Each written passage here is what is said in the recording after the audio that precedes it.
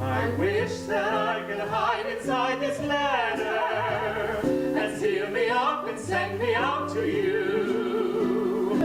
When you kiss me, heaven sighs, and though I close my eyes, there'll be a hot time in the town of Berlin when the Brooklyn boys begin to take the joint apart and tear it down when they take over Berlin. Say what care I, dear, I'll get by as long as I have you. This show is really a walk through history of World War II as told through the amazing courtship and experiences of Charles Kiley and Billy Gray. Charles was a reporter in civilian life and then got plucked out of the infantry to join the Stars and Stripes Army newspaper.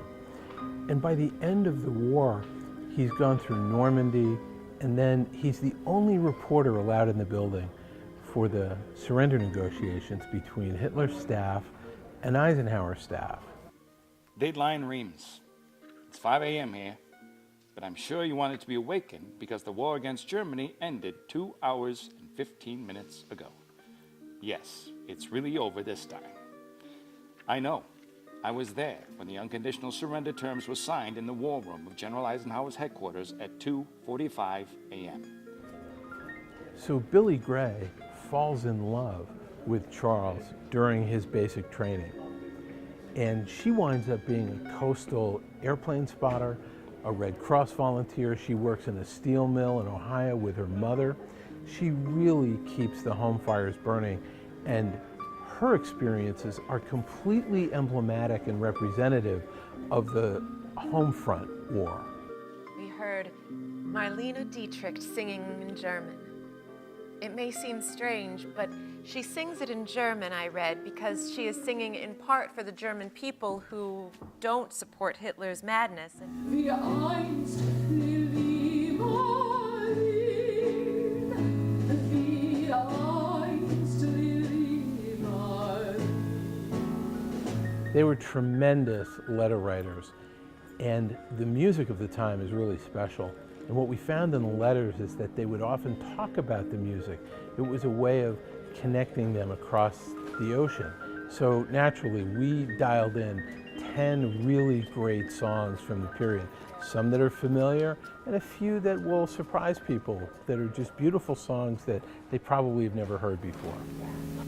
There'll be blue birds over the white cliffs of Dover. And I really wanted to represent these iconic newscasters of the time on the radio.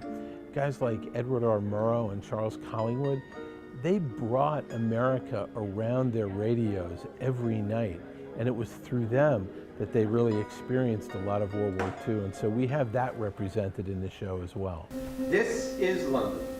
The invasion is on in northern France.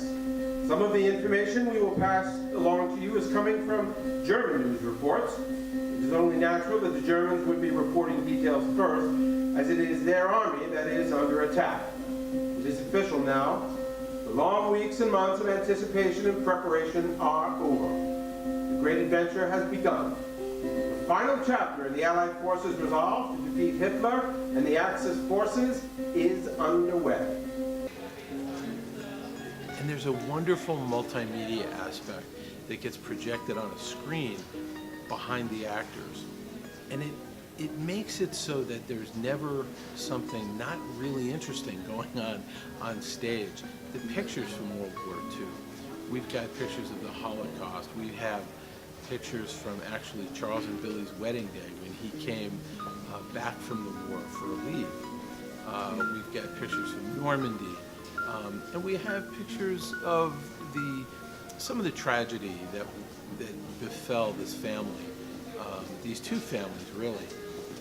But it makes for a really engaging theatrical experience. Our audiences really loved it. World War II remains incredibly popular with both the film-going public and the theater-going public. And I think it's because it's the last time that it felt like the whole country was really pulling in one direction. I don't think the country is nostalgic for war, because obviously there's a lot of tragedy, but I think we are nostalgic for that time when it was more important to be an American than it was to be a Democrat or a Republican.